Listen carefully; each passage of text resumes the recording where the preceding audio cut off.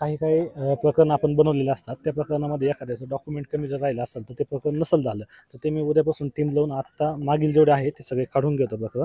आणि जे जे डॉक्युमेंट आपले असेल ते संबंधितांना कॉल करून काय होतं कधी कधी बिबट्याचा अटॅक होतो, हल्ला होतो, प्रकरण बनतं, पण काही डॉक्युमेंट अभावी राहतं कधी कधी. तर ते आपण सगळं बघून घेऊ आणि उद्यापासून ते चालू करून देऊ आणि देऊन टाकू. या निमित्तानं सर्वांनाच आवाहन करणार का? आणि ह्या निमित्ताने बाकीच्यांना पण जर कोणाच्या असं नुकसान भरपाई भेटलेली नसेल तर तसं पण आम्हाला कॉन्टॅक्ट करा.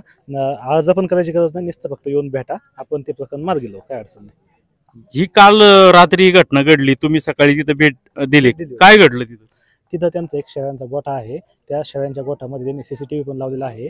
एक बिबट आला होता, एक 2-2:30 वाजता आला होता आणि त्याच्यानंतर अर्धा पाऊण तासाने एक बिबट आला, त्याच्यानंतर अजून एक अर्धा तासाने बिबट आला, एक सोबत पिल्लू पण होतं आणि त्यांचे जे छोटे बकराचे पिल्लं होते तर ते त्यांनी हे केले, अटॅकमध्ये गेलेले आहेत. तर त्याचा पण आम्ही सकाळीच पंचनाम्यासाठी सांगितलं आहे प्रोसेस, ती पण होऊन जाईल पुढं. असं किती बकरांचा पंचनामा आपण केलाय?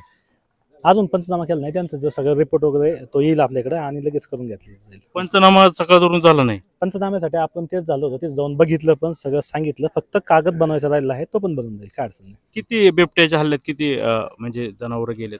त्यांचे 7 बकरे गेले, त्याच्यातले 15 दिवसाचे 2 होते, एक 25-26 दिवसाचं होतं आणि काही महिन्याचे होते, काही 6 महिन्याचे होते, असं काही मोठे होते, काही लहान होते, असे गेलेले ते. तुम्ही काय पुरावा मागितला होता का तिथे गेल्यावर? त्यांनी असं आरोप केले माझ्याकडे पुरावा मागितला. पुरावा नाही मागितला. हे बघा, आता जेव्हा आपल्याला प्रकरण बनावं लागतं 10 ते 12 डॉक्युमेंट द्यावं लागतं, नाही तर नुसतं गेलंच म्हणून नाही. मग तिथं आपण बिबट आलेला पंजा बघतो, तिथं कुठं फरफंड होती ती पण बघितली आपण त्या ठिकाणी. त्यांच्याकडे प्लस पॉईंट CCTV पण आहे, त्या CCTV मध्ये सगळं कॅप्चर पण झालेलं आहे रेकॉर्ड. त्याच्यामुळे आपण ते सगळं प्रकरण बनवायचं आहे, त्याच्यात काय पुरावा मागितला किंवा हे असं काही नाही. तसं काय झालं नाही.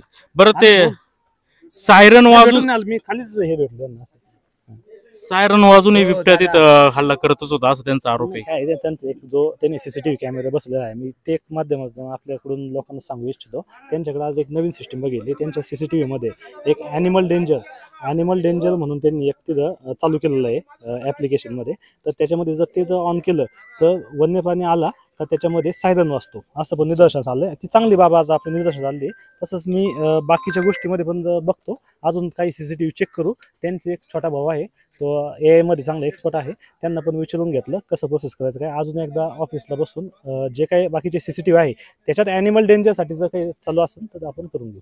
असं आहे. तसं असूनही तो बिबट्या वारंवार हल्ला करतो सायरन वाजून. नाही, हे बघा, सायरन तो एकदम छोट्या याचा चालू होता, त्याच्यामुळं होतं, पण होऊन जाईल. तुमची कारवाई चालू आहे? आमची कारवाई, काय अडचण नाही.